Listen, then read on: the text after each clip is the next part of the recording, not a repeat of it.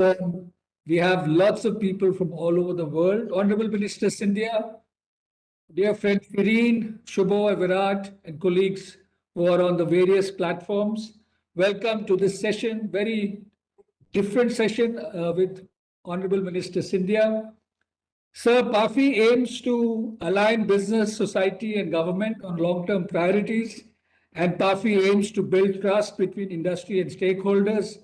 I am deliberately highlighting these two objectives because I know that within 2 months or within a month of your taking over, you set up three groups engaging various stakeholders on long term priorities for civil aviation. This is enormous effort. Thank you so much. With this brief welcome, I'm going to hand over to my colleague Shubho. Message. Thank you, Mr. Khanna. Ladies and gentlemen, welcome to the 15th session at the PAFI's National Forum. The subject of this session is Indian economy cruising new heights. We are basically going to discuss the civil aviation sector and its multiplier effect on the economy of the country. Our guest of honor for this session is none other than the Honorable Minister for Civil Aviation, Sri Jyotiraditya Scindia.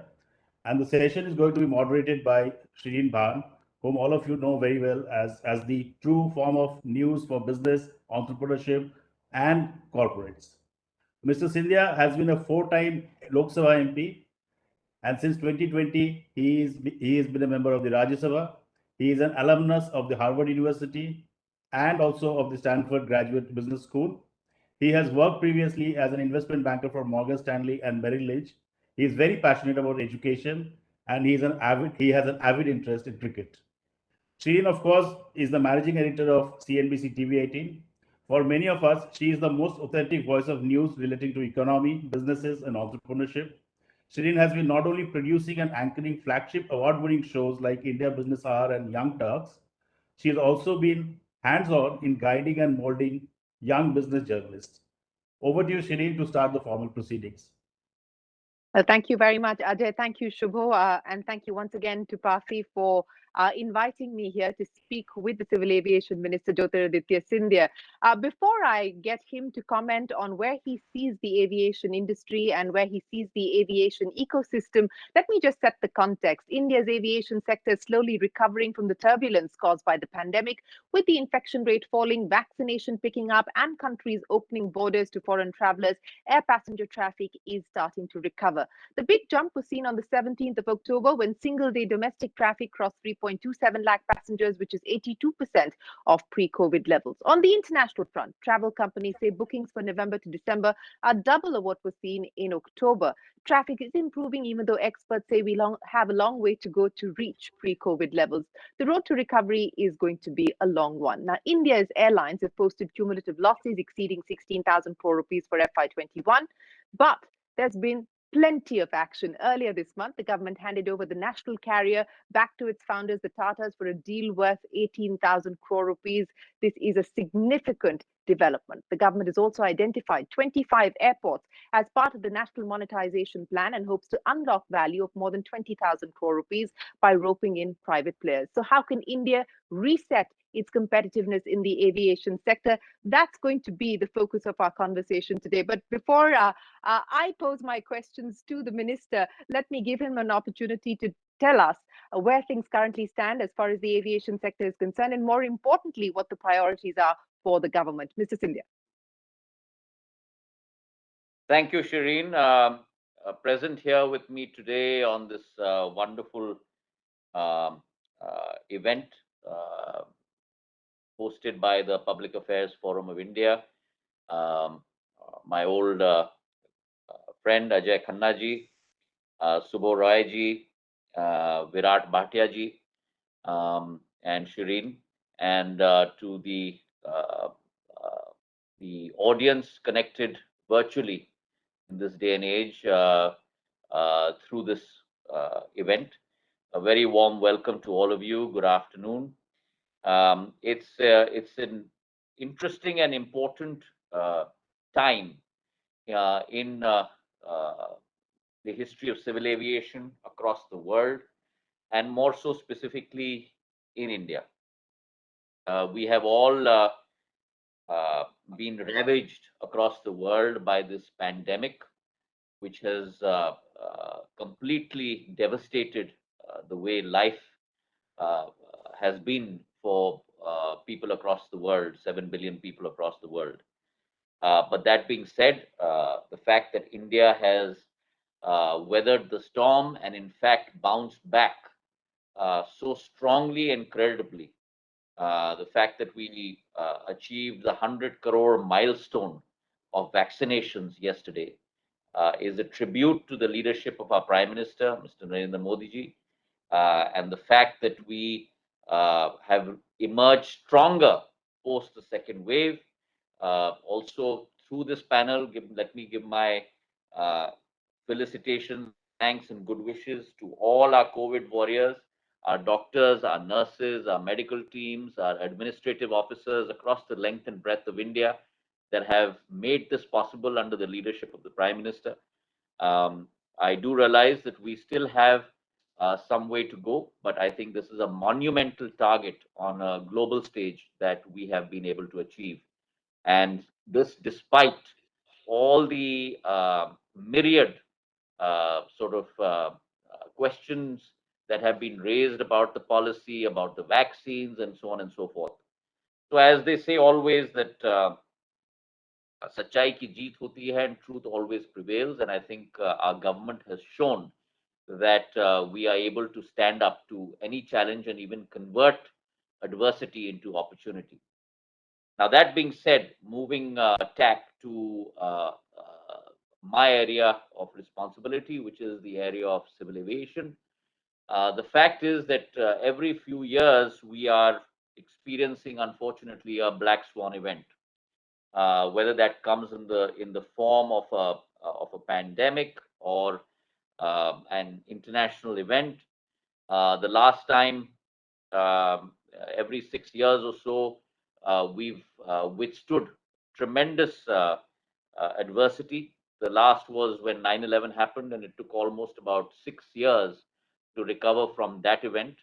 The industry was hit extremely hard, and now COVID, which has made the industry experience the steepest decline in air traffic in its history. I don't think that any other sector across industry has been hit as hard as the civil aviation industry. Because this COVID crisis is much, much deeper. And it has left many airlines across the world in very, very dire straits. The financial losses of airlines globally have been close to a staggering figure of 370 billion. In India alone, as Shireen was saying in her introductory remarks, last year's losses have been close to $2.7 billion, almost 19,000 crores. But I think in that, also it provides an inflection point for industry to be able to go back to the drawing board, reposition itself, and bring about a paradigm shift in its value proposition and also the way it functions. And I think this event has also compelled us to look inwards, restructure our policy frameworks, and really look at a 100 days target and a 365 days target and a 3 to 4 years target. The level of uncertainty, as you all are very well aware, was extremely high, but we have maneuvered through this very, very difficult time and tried to bring civil aviation back to normalcy. Now, there are two levers across every industry from an EC 101 perspective. The first is to really look at the demand side.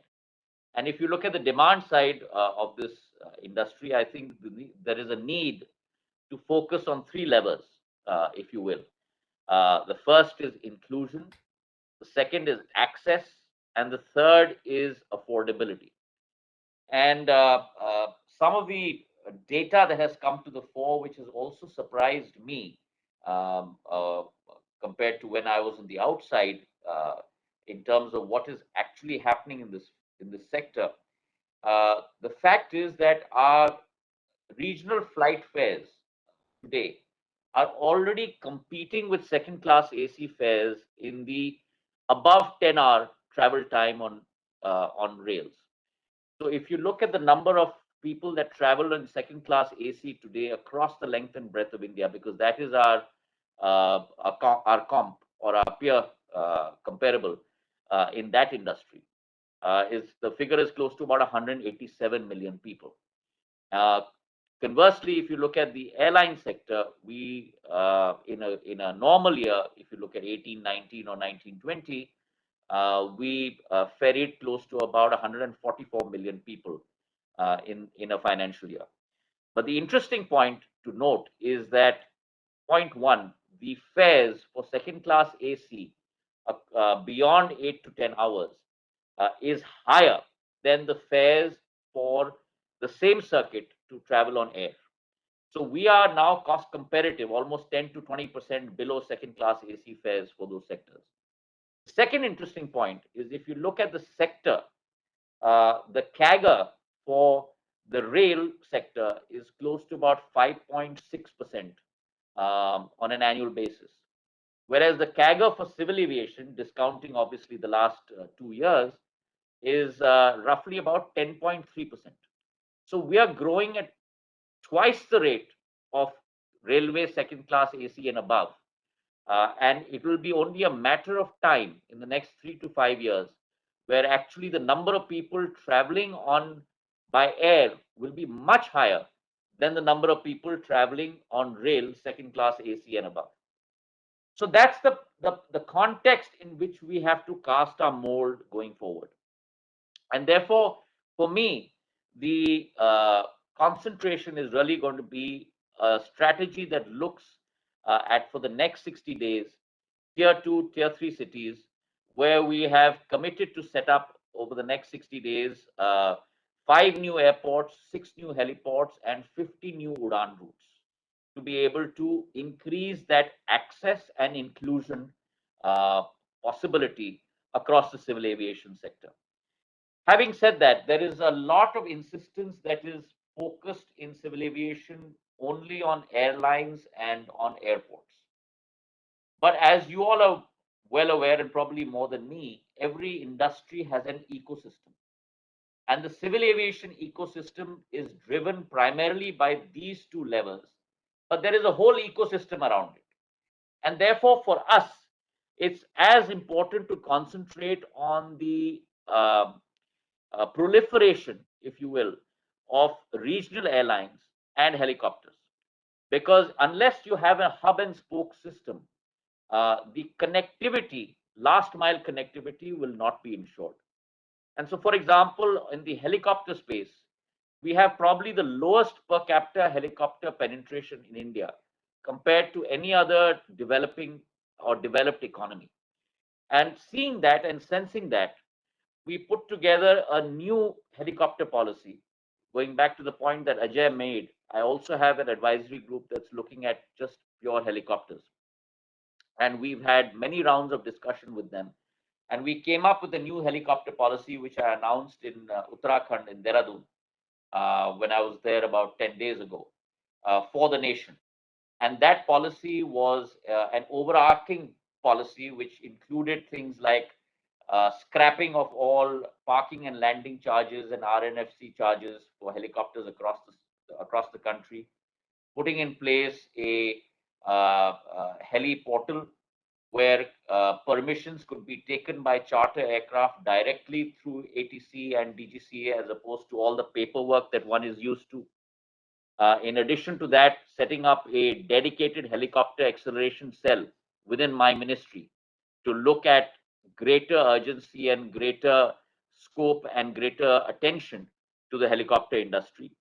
And in addition to that, also putting together a booklet for every collector across the country, 650 districts, that looks at setting up helipads, what are the processes that are required, what are the angles of landing, the vectors that need to be in place, and therefore educating the administration also.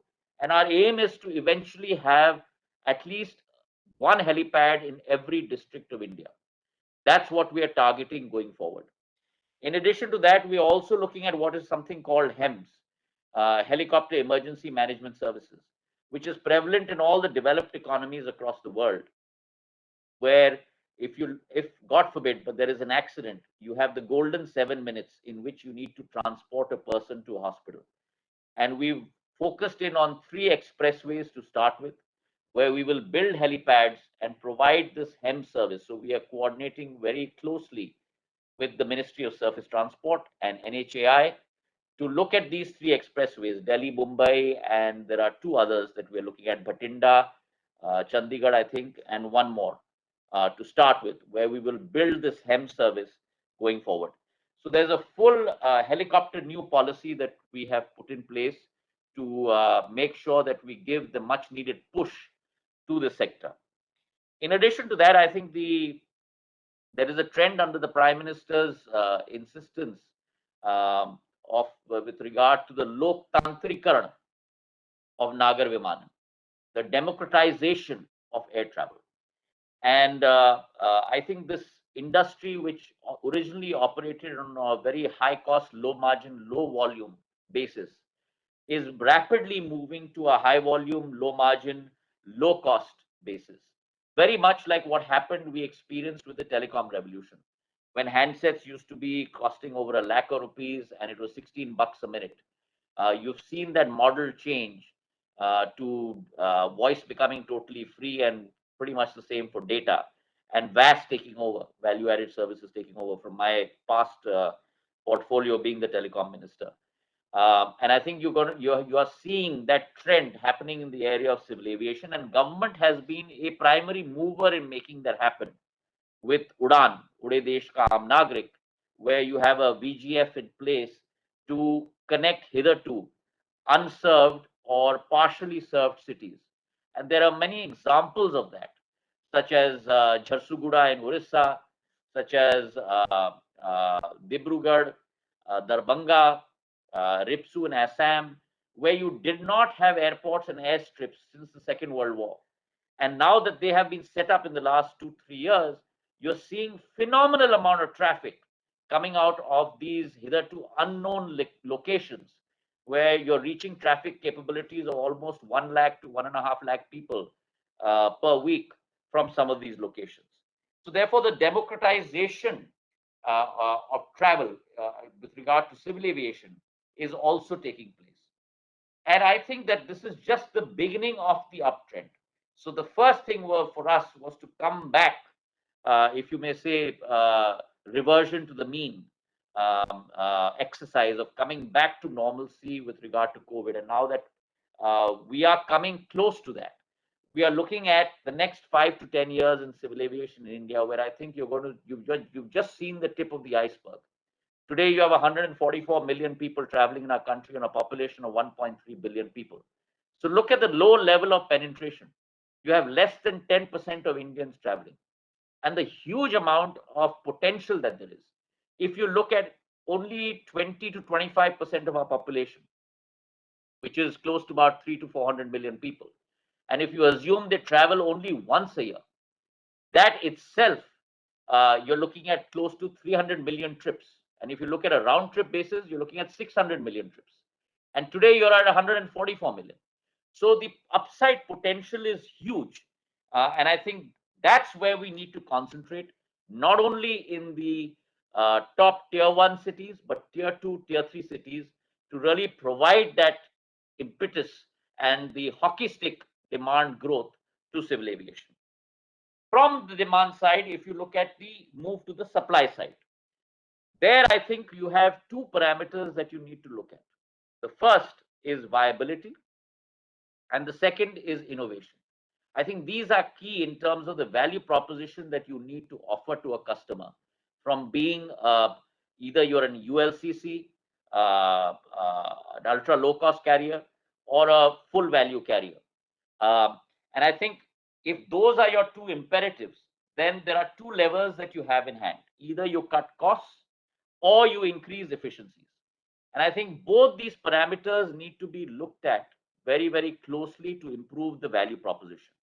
But I think for that to be able to happen, the first thing that needs to change, and this is something that I have driven personally, is the government's relationship with our stakeholders. And when I use the term stakeholders, I'm not only talking again about only airlines and airport operators, but the whole gamut of the ecosystem, which I shall talk about in a greater amount of detail in a second. But I think government's role has to be one of a constructive collaborator rather than a restrictive regulator. And I think that is something that we must understand to be able to push this sector forward. And therefore, I really believe that intellectual property and knowledge vests not only in ministry, but also vests in industry, vests in academia, vests in consultancy companies. And therefore, I have set up 9 advisory groups looking at the whole ecosystem around the civil aviation space. And much like the auto industry, it's very important for the OEMs to do their job as anchor tenants, if you will, or anchor customers. But it's important for the whole ecosystem also to build itself. And similarly here, in the civil aviation space, your anchor tenants or anchor customers are your airline companies and your airport companies.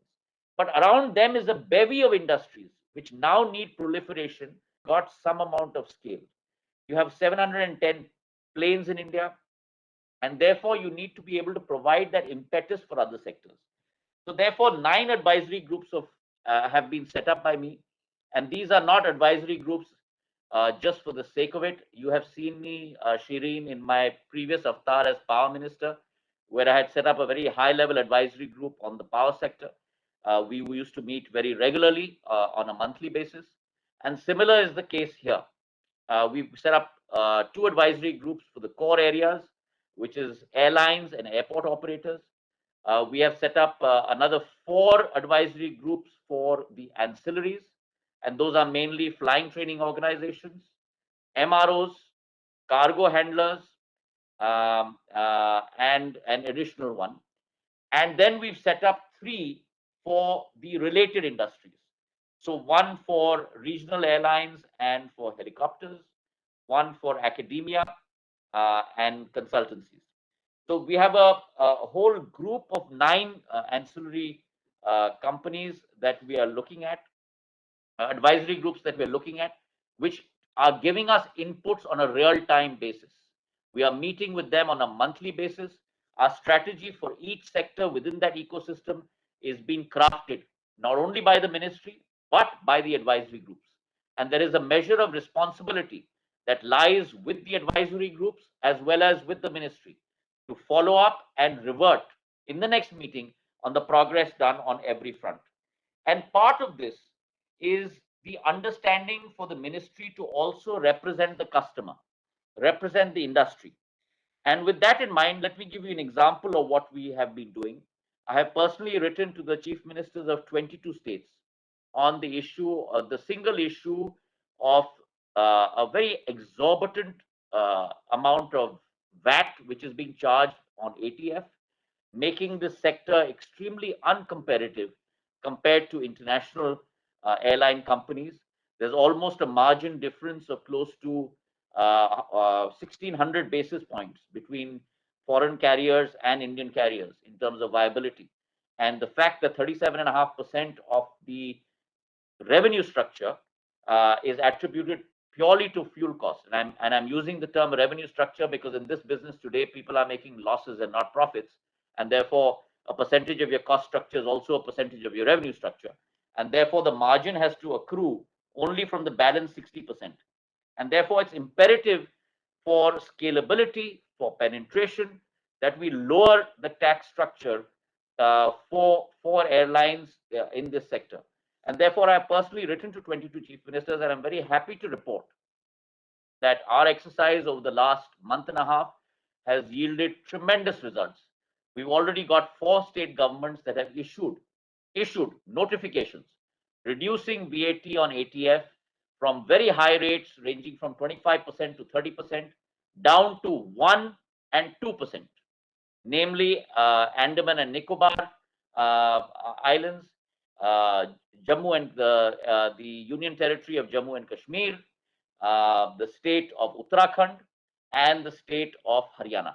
All 4 states have already reduced VAT on ATF. And through your channel, I would like to thank the chief ministers and the lieutenant governors of all these states. A very forward-thinking effort and a forward-thinking step that they have taken. We have had a dialogue with 6 other states, and many of them are coming on board as we speak. I think this will transform the economics of the sector going forward. So that for you is just an example, because at the end of the day, lowering of VAT on ATF has given a tremendous fillip to connectivity. And 2 cases in point, the case of Telangana and Kerala, where they lowered ATF on VAT on ATF, and connectivity increased by 15% in the first month of lowering VAT on ATF. The same has happened in the state of Uttarakhand. When I visited, we've given 3 new fixed wing connections, 18 new helicopter connections. The same has happened in the state of J&K, where refueling by airlines has increased by almost between 43% to 361% over the period of just 1 month of reduction in ATF. So in economic terms, the Laffer curve argument plays itself through on this front, where reduction of tax rates raises economic revenue and increases the size of the basket. So that to you, for you, is an example of the effort that we are putting in at this ministry and in consultation with our advisory groups. The third point, which is really looking at the fact that we need to innovate, is a point that I alluded to, which we need to look at the whole of aviation approach, and not something that is centric only on airlines and airport operators. And that's what we have focused in. For example, air cargo has been the silver lining even in this very difficult period of COVID. In the last 2 years, air cargo volumes and revenue and margins have grown tremendously. In fact, air cargo is something that has added profitability even in a COVID period to many of our airlines. Um, our freighters capacity has increased from 7 in 2018 to almost 28 today. And also our volume of international cargo traffic for Indian air companies has increased from 2%, a measly 2%, to almost 19% today. So there has been a exponential jump in capturing market share in the cargo space from an international perspective as well. And similarly is our effort to build policies for whether it is drones, helicopter policy, aircraft leasing, with the first 5 aircrafts being leased out of Gift City in Gujarat, the new drone policy, whether it's the new policy for MROs that I've announced, the new policy for flying training organizations, making scrapping royalty altogether, making lease rentals very economical, so that we can grow this area of FTOs. And we've given out by tender 8 new FTOs in 5 new airports as we speak. And so, as important is the aircraft manufacturing sector. That was the one advisory group that I missed out. We've set up an advisory group for the aircraft manufacturing sector as well, where big companies like Boeing, Airbus, Sikorsky, Safran, all of these people are engaging with us to make sure that they invest in a greater manner in India. So our whole effort is to be able to surface that runway for the sector, for industry, so that we allow these budding sectors to also take off, and no pun intended. The final point that I'd like to make is that while we are doing this, we have tried to be also much more dynamic. And I think government in this new avatar under the leadership of Prime Minister Narendra Modi is much more fleet-footed, much more dynamic, and most important, the scope of listening, which was limited in the earlier governments, that has increased exponentially here. And let me give you an example of that. As you're aware, we released the UAS drone rules in March this year. And when we got feedback from industry that we need to liberalize it more, we need to make it much more expansive, much more get rid of all the red tape, we went back to the drawing board. And in a period of 5 months, came out with the new drone policy rules on the 25th of August of this year. And that really took out all the red tape out of the system, whether it was reducing the number of forms from 25 to 5, reducing the number of fees from 72 to 4, making sure that most of India was in the green zone.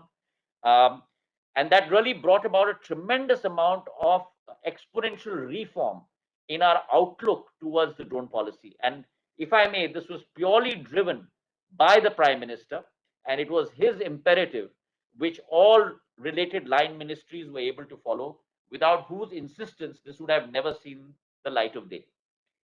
You have never seen a sector which has had a new policy being released, and within 3 weeks of that new policy being released, a new productivity linked incentive scheme being released for that sector. And that's happened with the drone sector. We released the policy on the 25th of August, and around the 14th of September, literally 3 weeks after the new drone policy, we came out with a PLI scheme for drones, where an industry which is going through its nascency at a revenue of 60 crores, we put in place a PLI scheme 2x of the revenue, 120 crores in terms of revenue over the next 3 years, 120 crores in terms of incentive over the next 3 years. So I think that's a landmark movement. And along with that, brought in place the airspace map, which we had committed to you 30 days, where we had to not only integrate with all the line ministries in the center, Ministry of Home, Ministry of Defense, and so on and so forth, but also all state governments, close to about 35, 36 state governments, to be able to come out with the red, green, and yellow zones. And I think it's a record that we were able to do it in 30 days, something that a process that would normally take over a year to do. So I think this shows the alacrity with which government is moving, the fact that we are listening, we are consultative, we are iterative, and we come out with reforms and changes across the board, making it much more attractive for the private sector to step in.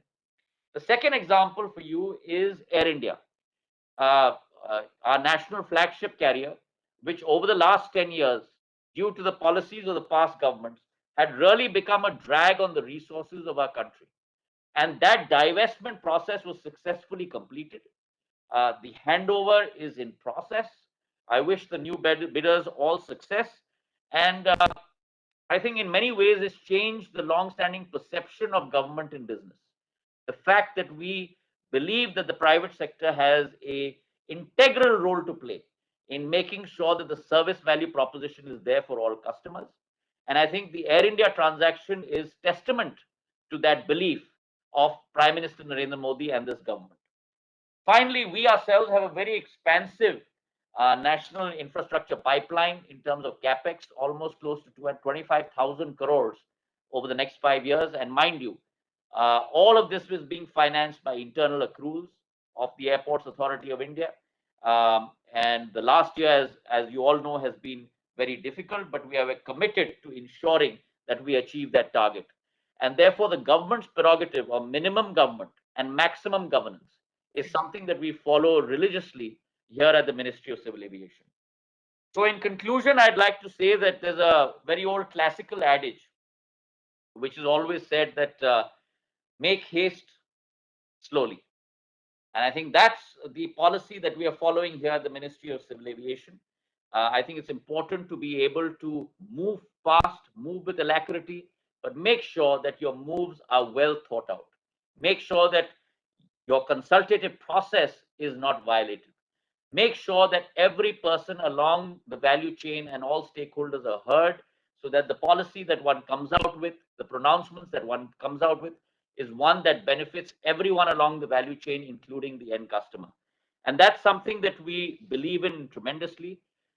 We are very glad to see that normalcy is returning very rapidly. And the fact that from an average of close to a lakh of passengers daily, we are close to a new record high, as Shireen said, of 3.28 lakhs last week.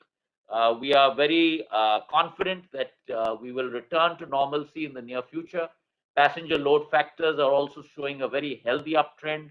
The high was close to about 87% across all airlines, which is extremely reassuring. And therefore, I'm looking at a return to normalcy over the next couple of months. Along with that, the fact that we have two new airlines coming on board, I wish them all the very best.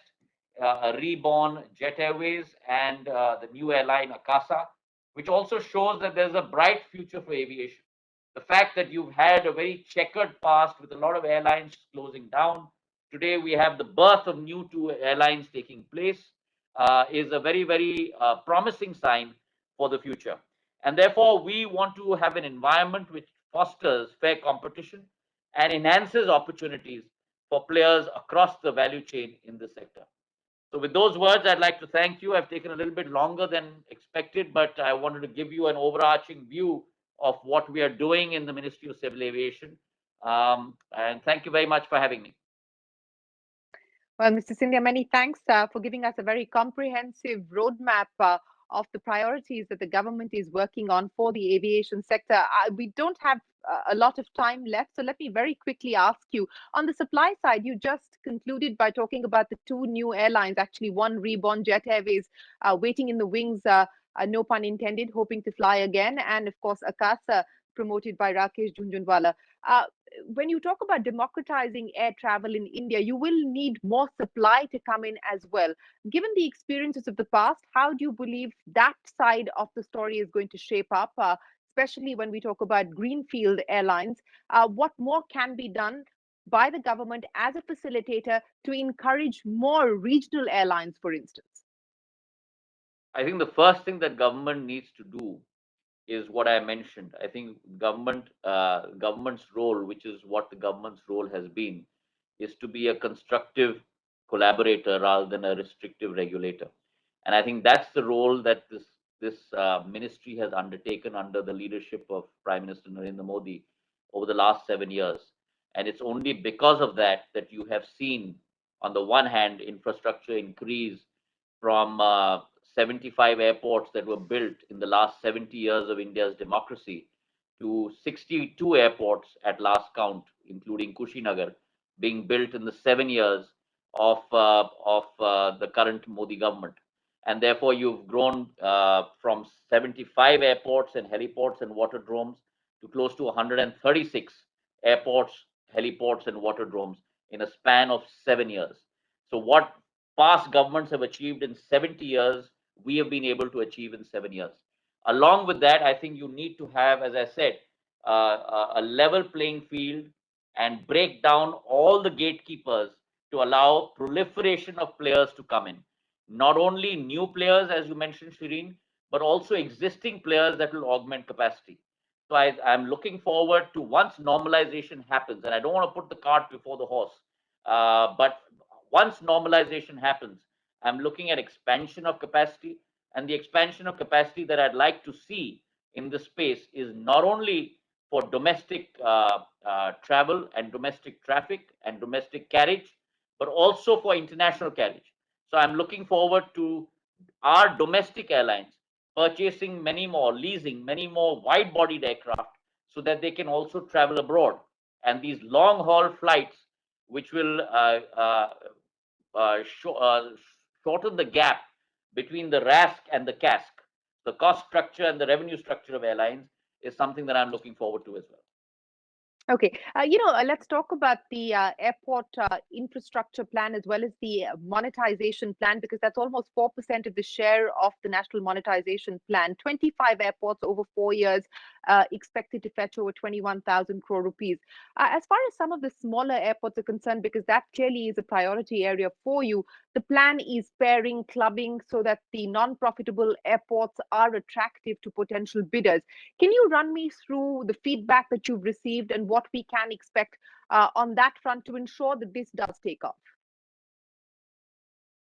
So first of all, let me clarify and correct that this is not a privatization plan. This is probably the most well thought out process of uh, gaining leverage out of your current asset base and making sure that you plant the seeds of future growth. without compromising your current asset base. And so let me give you an example of that. So the last 6 airports that you've seen, which have been put out in the pipeline, is a lease structure. It's not a privatization. It is not a disinvestment process. It's a 50-year lease. And in that lease structure, there is some money that is given upfront. There is some money which is going to be an annuity based on a passenger, every passenger that passes through that airport, so based on throughput. And then at the end of 50 years, that asset base reverts back to government. So it is not a privatization process, and I want to emphasize this point because many a time it is misconstrued as a privatization process. It is a harvesting process, but that harvesting process is not alienating your assets forever. And I believe that it's important for the Airports Authority of India, under the Ode Desh Ka Aam Nagrik and the Prime Minister's dream of हर हवाई चप्पल पहनने वाला भी हवाई जहाज पे उड़े, under that notion, to be able to build out the infrastructure in tier 2 and tier 3 cities, and many cases in point which I have alluded to, whether it is Darbhanga, whether it is Jharsuguda, whether it is Ripsu, which were unserved airports and today have become beacons of hope for the re-emergence of civil aviation in those areas. And I see much more of that happening. So there will be a harvesting of a certain asset base, temporary harvesting of certain asset base, which will be redeployed in the aviation sector in airports. And when to be able to sow the seeds of the next leaders to come for the next 20, 30 years in the airport space in India. Before I let you go, when can we expect a resumption of full international travel? Well, that, as you know, we've already started we've got the resumption of full domestic travel, 100% as of 18th, which is a couple of days ago.